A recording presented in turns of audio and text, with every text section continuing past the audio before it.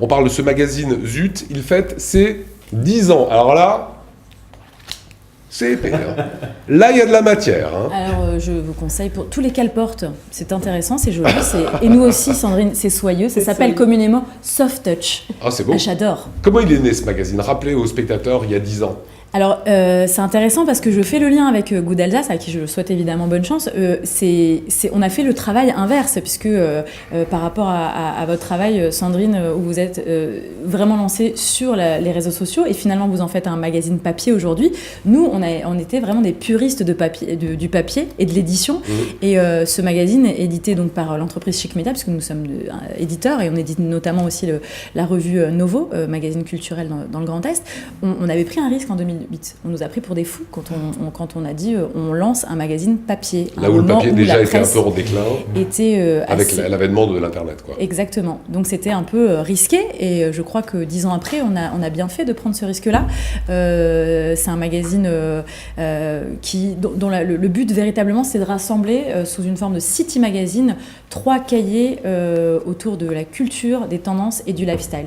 Il y a une belle... en Alsace et dans le Grand Est, on est vraiment familier de la presse magazine, qu'elle soit gratuite ou payante. Là, en l'occurrence, pour Zut, c'est une presse gratuite, magazine. Ça, on ne le paye pas. On ne paye pas. C'est un cadeau. C'est un cadeau, ça vous est offert. Vous en avez tiré combien ?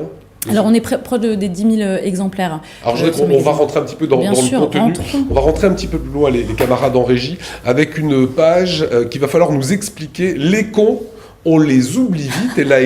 Et il y a Leila Bekti, regardez, et Tahar Haim. Explication. Alors, c'est quand même génial que vous ayez choisi parce que je peux raconter... Remontrez-la, les amis, la photo, parce que moi, je suis un fan absolu de Leila Bekti, mais que s'est-il passé pour que vous mettiez les cons, on les oublie? C'est un couple, hein.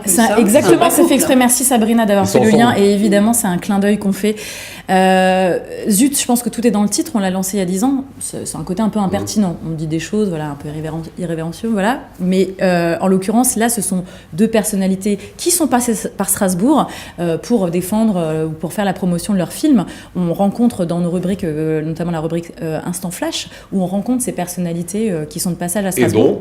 Et donc j'ai fait l'interview de Leila Bekti, qui c'est une vraie belle rencontre. Et cette phrase est tirée de cette interview. En disant oula, les cons, on les oublie vite. Hein. Non. Leila Bekti, en fait, c'est une phrase qui nous a fait beaucoup rire parce qu'elle raconte ça dans son interview. Et il se trouve que quand on a fait cette rétrospective, puisqu'il y a pas mal de pages rétro qui font vraiment un regard sur les 10 années passées, on a fait une sélection et on trouvait ça très drôle de mettre ces 2 personnes. Elle est vraiment belle. Parce elle est adorable. Belle. Non, mais je demande si elle est belle, je demande pas si elle est adorable. En plus, elle est très jolie. Et puis, je vais vous faire une révélation, mais ils ont énormément de familles à Strasbourg, tous les 2, et ils viennent très souvent faire un petit coucou à Strasbourg. Autre photo, c'est ceux qui ne sont pas gentils qui méritent des petits câlins. Alors là, en l'occurrence, c'est pas moi qui ai fait l'interview de Philippe Catherine. On adore Philippe Catherine. Moi, j'ai bien aimé l'accroche que vous mettez. Mais parce que vous avez bien compris qu'en fait, on extrait des phrases un peu phares qui ont été, évidemment, c'est des phrases extraites d'interviews qu'on a eues avec ces artistes à Strasbourg. Et je tiens à préciser quand même que toutes les photos que vous voyez dans le magazine, ce ne sont pas des photos fournies. Donc Philippe Catherine, Leila Bekti et Tahar Haim, toujours, et c'est pour ça que ça s'appelle Instant Flash, c'est toujours des photos qu'on a faites par nos photographes sur le moment et de la prise de vue et de l'interview. Nous, on cherche des gens passionnés. C'est un petit peu la ligne éditoriale, on pourrait dire, de Zut, avec Panza. C'est vrai que c'est un véritable passionné. Faut être poli avec lui aussi. André Panza. André Panza, évidemment, c'est aussi tiré de cette rubrique autour du sport. Alors, on parle de toutes les formes de sport, mais après, on va un peu plus loin. On parle de sport aussi... par exemple en EHPAD, on a fait dans le milieu carcéral également. On fait des sujets aussi de société dans Zut. Ce n'est pas que du lifestyle. Voilà, et André Panza, évidemment, c'est une personnalité forte de Strasbourg. Exactement. Voilà, vous avez également la sélection Zut à table. Je l'ai regardé tout à l'heure, je l'ai feuilleté parce qu'il est tout chaud celui-là, avec quelques belles tables que vous mettez. Ça, voilà, avec Cyril Laureau aussi pour les fromages, avec le ramen, etc. Ça, c'est le truc important de Zut. Zut, on se fait des bonnes tables et on les donne aux lecteurs. Alors je pense que pour faire écho quand même à ce magazine qui vient de paraître, qui s'appelle Goût d'Alsace, je pense qu'on a un point commun, c'est d'être sur l'excellence et aussi sur des lieux qui racontent quelque chose, avec des personnes derrière qui tiennent. Ça peut être des agriculteurs, ça peut être des cavistes qui ont vraiment quelque chose, une âme et de l'authenticité. Et par exemple, on parle évidemment de notre sélection, qui est une sélection subjective, de notre maxi best-of, en disant on en a vu des lieux s'ouvrir, se fermer, des lieux qu'on a poussés, qu'on a accompagnés.